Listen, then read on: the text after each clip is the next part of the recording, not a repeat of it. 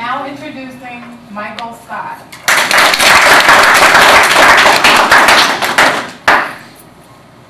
Good day, class.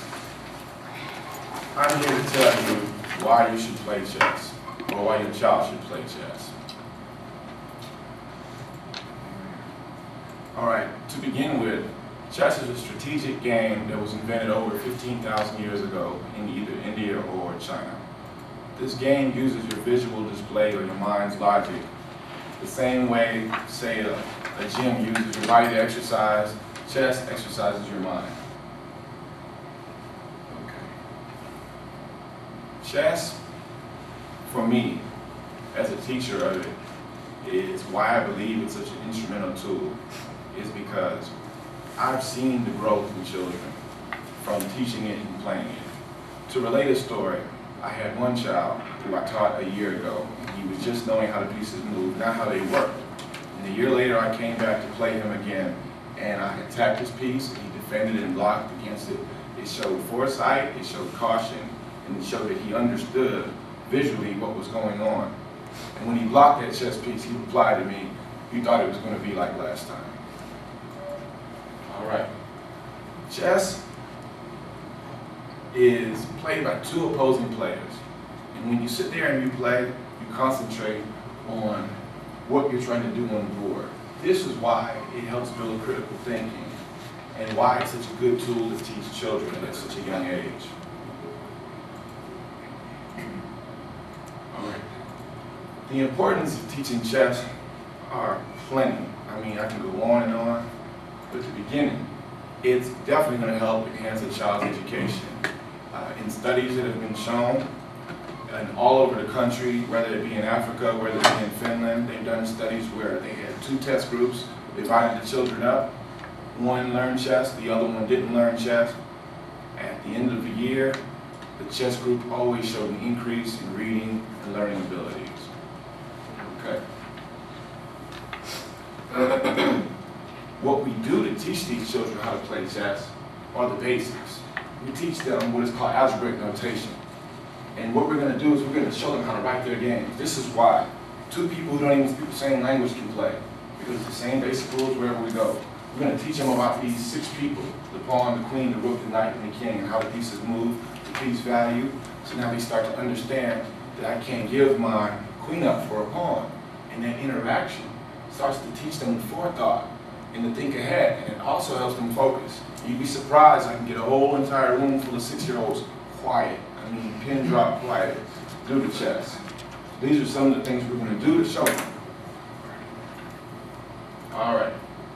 The visualization of chess in summary is that you're going to be able to have your child focused and be able to be a better visualizer with the spatial ability, the ability to see things. They'll be able to think ahead.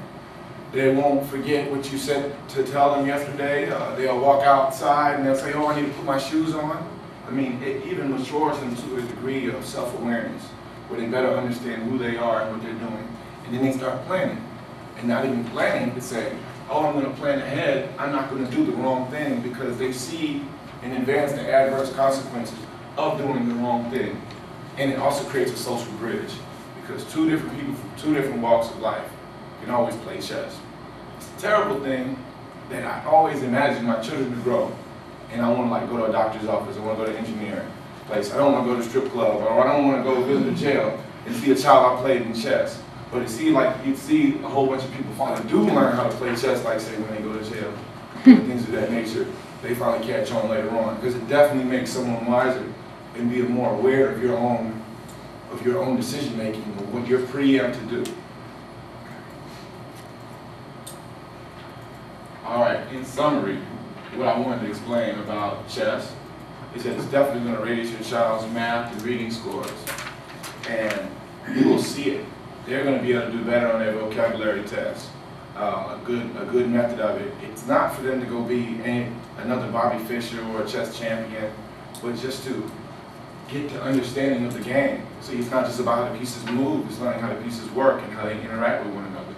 All right, and they're definitely going to get a better, healthy social balance and be more able to deal with other people and more approachable to other people.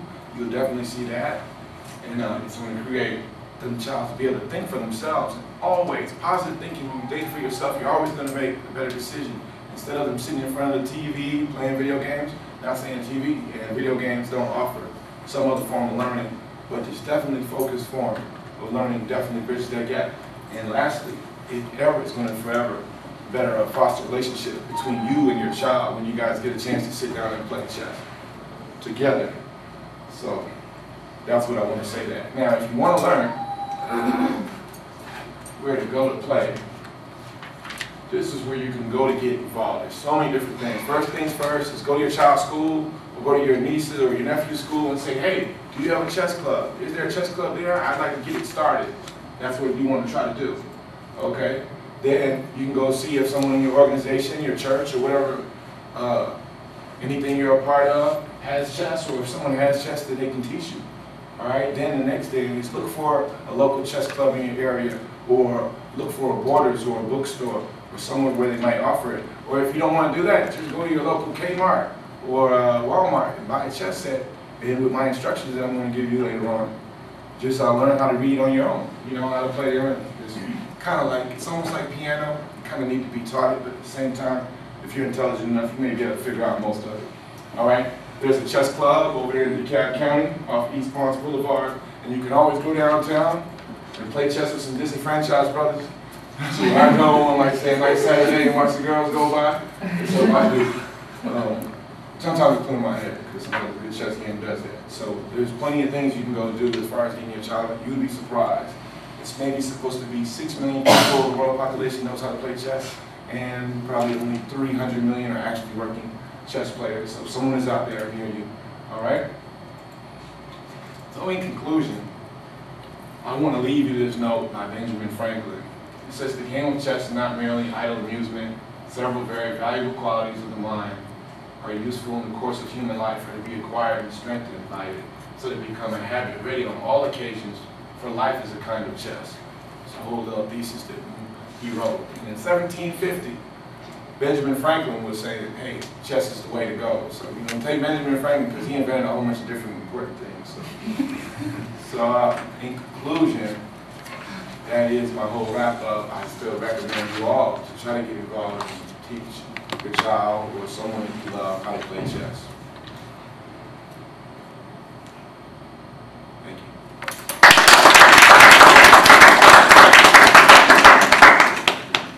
And the time?